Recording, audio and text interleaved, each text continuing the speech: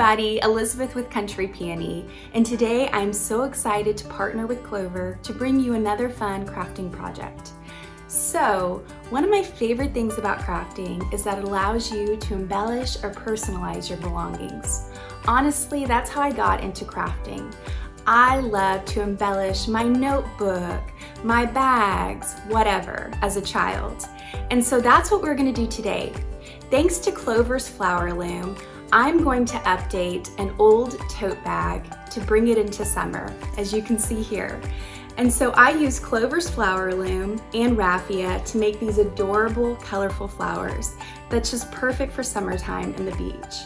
And I love using Raffia for this project because it's perfect for summer. It comes in all of these wonderful colors, it's super lightweight, and it allows you to make these flowers. So if you want to see how to make your own, then come along.